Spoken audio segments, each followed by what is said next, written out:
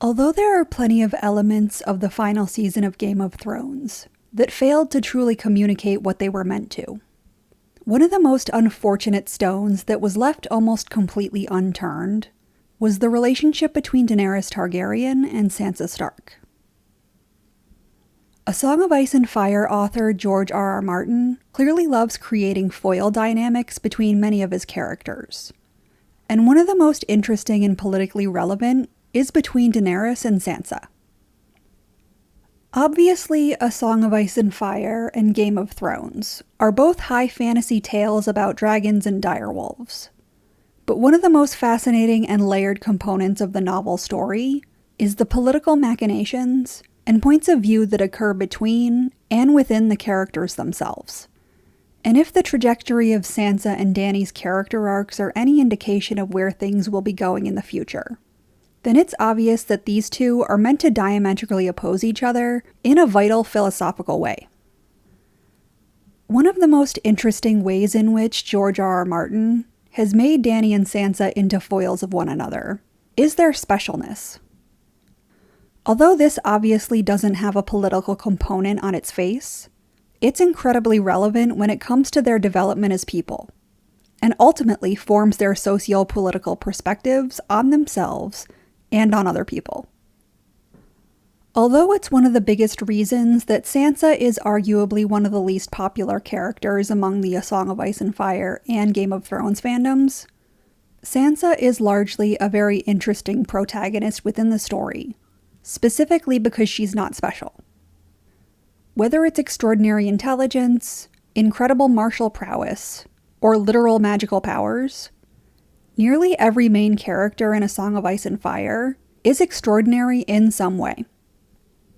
And fascinatingly, despite the fact that Sansa obviously had a magical ward connection to Lady, just as all of the other Starks do with their direwolves, George R.R. Martin specifically went out of his way to take that from Sansa. He essentially went out of his way to make her into an entirely normal, helpless girl. When looking at her in comparison to Daenerys, it's not at all hard to see the way in which they're meant to contrast each other from the very start. Sansa and Dany are both initially used by someone else as a means to a specific end. Sansa has a supernatural connection to a magical creature that is almost immediately snuffed out, leaving her without even a shred of defense. But in contrast, Daenerys metaphorically gives birth to magical creatures that become the foundation of her power as an individual. And although neither of them has a particularly easy time going forward from these points in their storylines, it seems to be this difference that drives their character arcs in the polar opposite directions. While there are plenty of different types of power exercised in different ways throughout both the books and TV series, ultimately, Daenerys becomes the purest and most intense representation of hard power in the story, while Sansa becomes the purest and most intense representation of soft power. After the death of Khal Drogo, Rhaego, and the births of the dragons, essentially all that Daenerys really has is herself. But, because she has the dragons, that at least puts her in a position of power. Into a position where she doesn't actually need anyone else. At least not anyone who can match her in terms of power. If someone stands up against her or contradicts her goals or desires, she can basically strong-arm them into doing what she wants. To be fair, there are instances where she tries to resolve disagreements without force, but ultimately she always has that to fall back on. And in most cases, she does. This position of power, of course, influences her relationships with everyone she comes into contact with. Yes, she may encounter other people who are also powerful, but none of them are ever as powerful as she is. She might delegate some of her power to others, like Jorah, Barristan, or the Unsullied. But they are all ultimately just tools in her tool belt, and she is the one wielding them. And if anyone attempts to stand up against her, She can just kill them as she did in Astapor. She can absorb their power, as she did in Meereen with Hisdar Zolarak. Or she can coerce them, as she has done with her Dothraki followers from the very start. This is a key element of Daenerys' trajectory as a character in A Song of Ice and Fire. And it is unfortunately something that the TV series went out of its way to avoid in order to keep the big final twist a secret. However, by doing that, the series also lost a huge facet of Dany's characterization, the overall story, and the political nuances that George R.R. Martin went out of his way to integrate into the larger narrative. And unfortunately, Dany isn't the only one to suffer from this fate. Because what's interesting is that, despite the fact that they don't really know of each other's existence, Sansa occupies the exact opposite position that Dany does. Like Dany, Sansa's family name and birthright comes with power.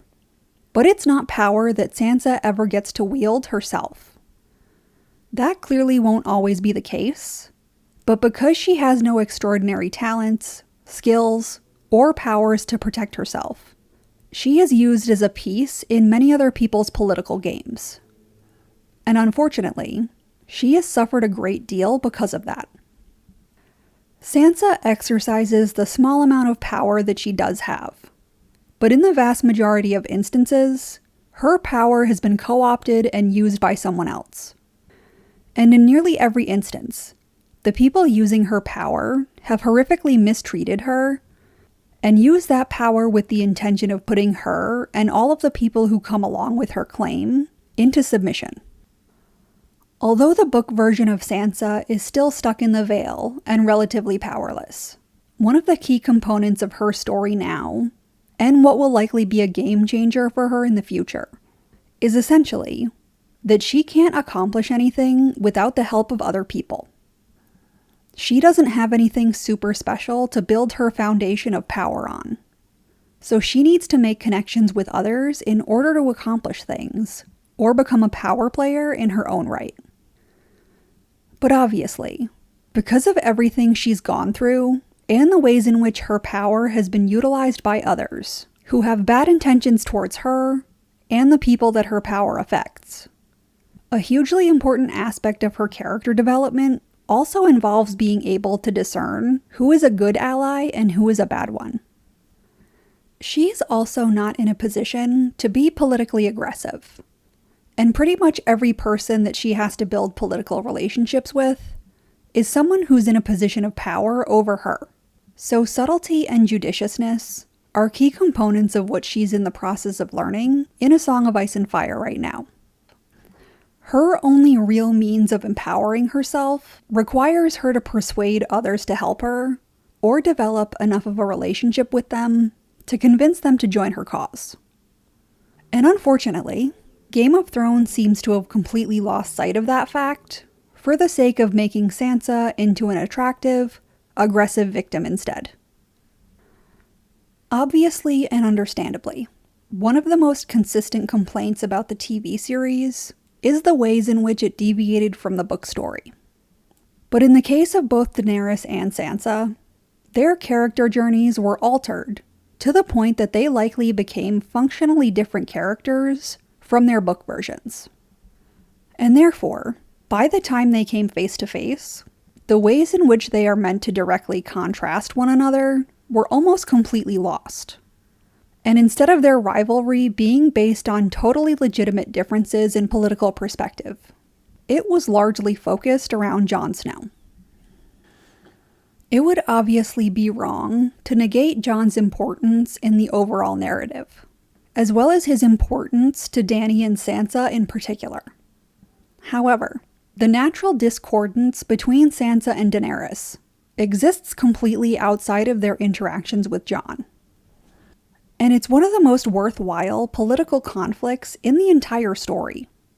So it's a shame that Game of Thrones essentially completely ditched it in favor of a quicker storyline and some catty girl-on-girl drama.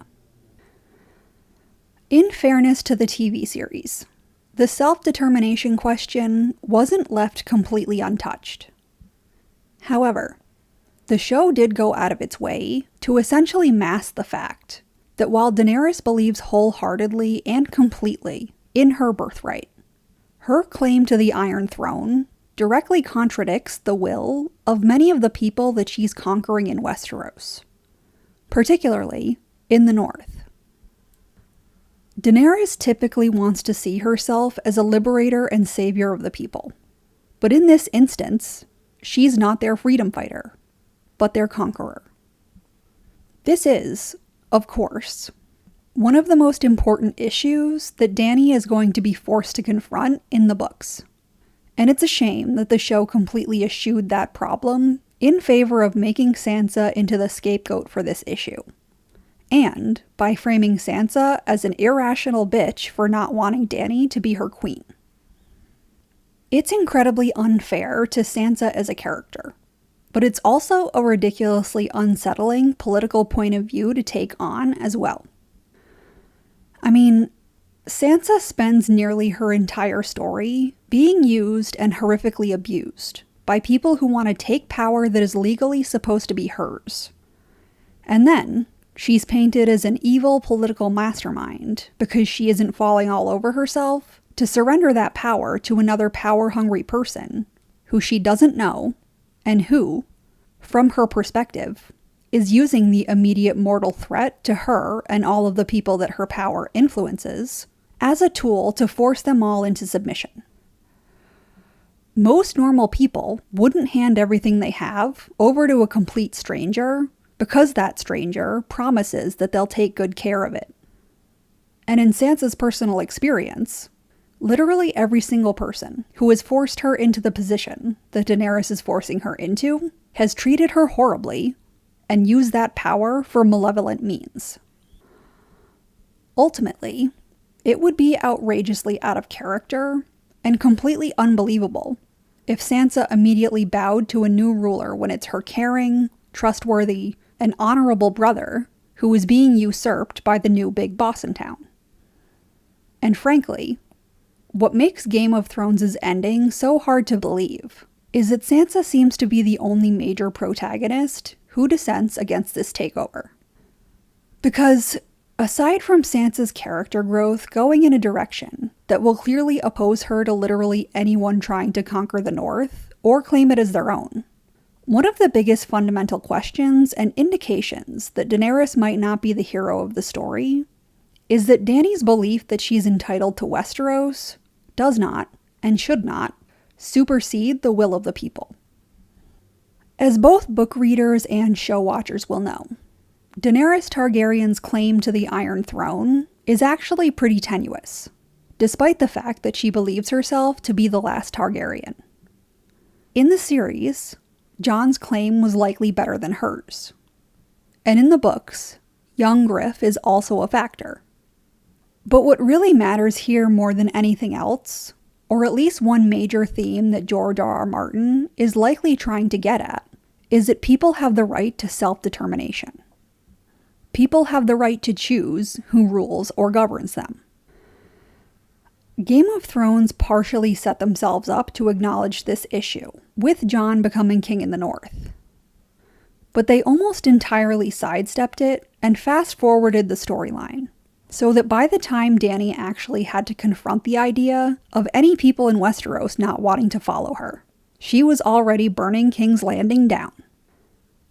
Game of Thrones also largely tried to paint the issue of Jon being king in the North and the conflict between Daenerys and Sansa as a personal one. And yes, there was a personal component to it because of the feelings involved. But to ignore the political importance of Daenerys taking Jon's crown and Sansa fighting for Jon to have it really diminishes the story and their characters as a whole. Because while many viewers perceived Sansa as a manipulative, power-hungry politician in the final season, the reality of the situation doesn't seem to paint her that way at all. Interestingly, although she obviously wants Jon to have power instead of Dany, Sansa's goals are also in line with the will of the people, even though those goals partially negate her own power and claim as well. It's easy to lose track of these realities, given that the audience knows a great deal more information than the characters themselves do. But when Jon is proclaimed king in the North, he is essentially usurping Sansa's claim as well. As far as the world knows, Jon is a bastard while Sansa is Ned Stark's oldest true-born child. So when the Boltons are defeated, the right to the Northern Throne is primarily Sansa's, at least in the TV series. And again, although the TV series presents Sansa as the key to victory in the Battle of the Bastards, Jon is given the credit for it, and that is considered to be one of the primary reasons for the Northmen declaring Jon as their king. Ergo, if Sansa actually wanted to press her claim, she had the means and power to right then and there. She had the support of the Vale, and the legal system of Westeros was on her side. And yet, she supported Jon's rule over the North, when essentially the only thing that he had in his favor was that the people chose him to rule. Essentially, she supported the will of the people to decide who ruled them, even though that ruler wasn't her. So the notion that she disliked Daenerys right off the bat, simply because Dany had the power that she wanted, doesn't make a whole lot of sense. And if Game of Thrones had actually been paying attention to the books, and had an interest in adapting them somewhat faithfully, this would have been a key element of the story at large. Even if Daenerys was the greatest hero of Planetos, and was a completely unimpeachable, benevolent queen, her right to rule the people didn't supersede their right to choose who ruled them. It's obvious that the TV show avoided confronting this issue for a multitude of reasons. Firstly, if Game of Thrones had shown literally any other protagonist character, aside from Sansa, resisting Dany's world domination, then it likely would have been a pretty significant hint that she wasn't the hero of the piece, which in turn would have diminished the shock value of her actions in the penultimate episode. Secondly, confronting that kind of deep issue would have been intense and complex. Therefore, it was basically impossible for the series to actually tackle it with any kind of seriousness in 6 episodes. But thirdly, and potentially most importantly, confronting this problem likely would have undermined the story that Game of Thrones had told thus far. Because ultimately, the main characters of the book series lost a great deal of their dimensions in the translation from book to screen. And by the time the final season had come along, they had presented Daenerys Targaryen as a pretty straightforward and unambiguous hero, which clearly is not the case in A Song of Ice and Fire. At present, the Dany of the books isn't necessarily an outright villain, but her rule hasn't been nearly as easy. Her intentions haven't been nearly as benevolent, and she has had to at least face the problem of what should be done, or what she wants to do, when people who aren't pure evil make it clear that they don't really want her to rule them either. In contrast, Game of Thrones built Dany up into arguably its most heroic character, who almost exclusively wants to hurt the bad guys, free the world, and save everyone. Ergo, to acknowledge that anyone who thinks that their own desires are more valid and more important than the desires of the people that they seek to control could actually be villainous, would largely undermine the narrative that the show spent the 7 prior seasons building. It unfortunately should come as no surprise that Game of Thrones chose to stick to typical television narrative conventions before pulling out their ultimate shock value twist. But Daenerys, Sansa, and the entire importance of their political storylines is massively diminished as a result of this choice. And the fact that the show tried to paint their extremely valid and important disagreement as a catfight over a man is just the cherry on top of that shitty sundae. But what do you think? Do you think that Daenerys and Sansa would have been better, more interesting characters if the moral shades of gray in their philosophical differences had actually been explored? Leave your comments and opinions below. And if you're interested in more content like this, like and subscribe.